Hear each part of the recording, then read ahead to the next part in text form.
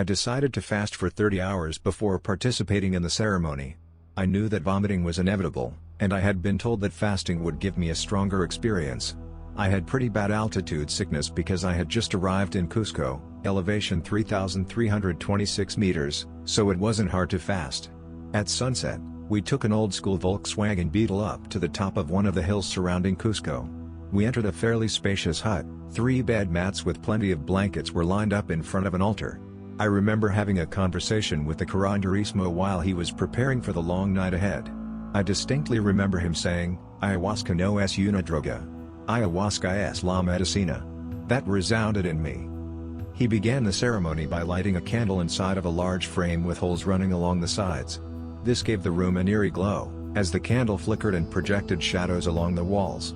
He then proceeded to fill his mouth with coca leaves, tucking them under his lip as he chanted a ritual song. Tobacco and coca are sacred to the curanderismos, for they allow contact with the spirits. He then pulled out an empty, plastic water bottle filled with some dark fluid, the ayahuasca. He blessed the ayahuasca with a prayer, then blew over the top of the bottle before pouring the liquid into small, ceramic glasses. He handed each of us the drink, then gave us individual blessings by blowing tobacco smoke all over us. He told me to drink it all at once. It tasted like some strong, exotic, bitter wine, but it wasn't nearly as disgusting as I had expected. I was pleased by this. The purge happened after about 20 minutes. It didn't last long. After I was certain that all of the ayahuasca had left me, I got comfortable and laid down. There were some windows on the thatched roof, which allowed me to see the night sky. When I closed my eyes, I began to see geometrical patterns, fractals actually, all across my visual field. Then I felt a presence, as if I was surrounded by dozens of people. They were there to comfort me, to calm me down, and I began to feel wonderful. I heard, or possibly felt, a woman assure me that everything was going to be okay, and she beckoned me to come with her into the spirit world. She felt very motherly, which evokes images of Mother Earth or Pachamama, as they say in Quechua. Then a red light appeared which jolted me up. The curanderismo was staring straight at me, and then he asked me, "You okay, X?" He would ask me that question throughout the entire night. It's actually a joke I still have with one of my friends who was there with me. Even when I was uncontrollably hallucinating, I would still respond "see."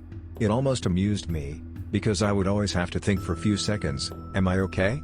I always was, and I'm very glad he would ask. There were some difficult situations that he helped me through later in the night. Ayahuasca should never be used without a shaman. The ayahuasca played sacred songs, ancient songs, beautiful in their own right, but not comparable to anything I had ever heard before, except for maybe the chanting of Hasidic rabbis. He used drums and flutes and vocal intonations to guide our experiences. The shaman uses these auditory signals purposefully to evoke visual imagery within the participants. The songs, or Icarus, convey information, stories, about their ancestors. My visions would consist of jungles and jaguars and hunts and feasts and people, and it reminded me of the Torah, just their jungle version of it. For hours he was consistently able to provoke this imagery. I believe this may represent a novel form of communication that has yet to be studied by modern science. It's worthy of investigation. During the first 3 to 4 hours, I came into direct contact with multiple hyperdimensional entities, also known as spirits or angels. However, there were many different types of entities I encountered, and the differences must be addressed in order to understand the phenomenon. Some spirits had human qualities, which ranged from ordinary to powerful shamans. I remember one entity had a very strong presence. The ayahuasca became silent, and the candle began flickering furiously when the spirit entered the room.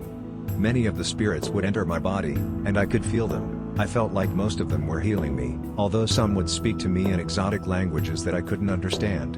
Some spirits were not human at all, and if I were to guess, I would say they were plant spirits. I could just tell. Some spirits seemed like they were responsible for our existence, as if they played a role in the unfolding of the present moment. At first, my reaction to these spirits was that this was ridiculous, that they must just be hallucinations. But after about an hour of observing them, and scrutinizing them, I came to the rational, semi-empirical conclusion that they were real. They passed all of my cognitive tests for what spirits would actually look like if they were real. By that I mean they were far stranger than anything I could have ever imagined to be real.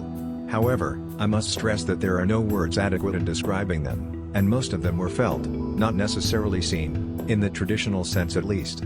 It's just one of those things that may sound ludicrous to somebody reading this, but makes perfect sense if you actually experience it. At some point I realized that my experience was over. It went by too quickly. I hadn't seen my spirit animal, I hadn't had an out-of-body experience, I hadn't felt the presence God, I had just interacted with these spirits that showed me random shit. That was it. But what insights had I gained? It was a cool experience and all, but not the most profound experience of my life. I was a little disappointed. However, the Curanderismo noticed this. He laughed and said I could always just drink more. He said I would fully enter the spirit world if I drank more. I was a little nervous about that prospect, and went into the bathroom to fully think it over. In the end, I realized that I might not have the opportunity to do this again. I drank the second glass of ayahuasca. I had no idea what was about to happen. While I was waiting for the ayahuasca to take effect, I could hear what sounded like a few dozen dogs right outside of our hut. In Cusco, dogs travel in packs, they aren't confined to the backyards of their owners. They began to growl, and soon a huge fight broke out between two of the dogs. The intensity of this situation, with over a dozen dogs barking and growling at one another, made me feel extremely uncomfortable. Then the purge happened, and I was immediately catapulted into the psychedelic realm. I kept on thinking to myself, why did I drink it again? This is too powerful. What is happening to me? Where did the spirits go? Why is the shaman silent?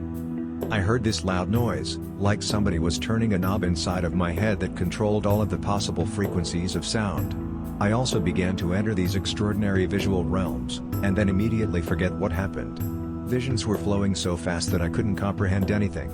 However, the experience came in waves, and when I was aware enough to think about my situation, I realized that I was experiencing my subconscious. I began to analyze myself, and I felt like I was at the cusp of realizing what a thought was. Then I realized it was a paradox. How can a thought be used to understand what thoughts are?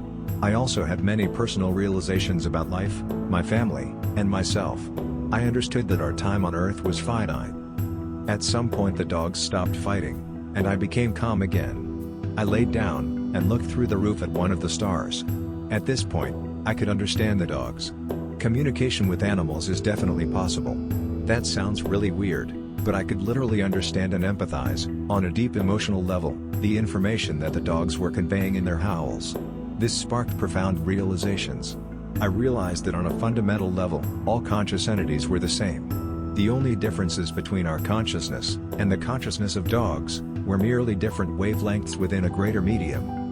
Upon this realization, my vision became engulfed with a white light. The light was so bright and beautiful that I began to uncontrollably cry. I knew that I was experiencing the same white light people describe upon death. It was the source of all consciousness.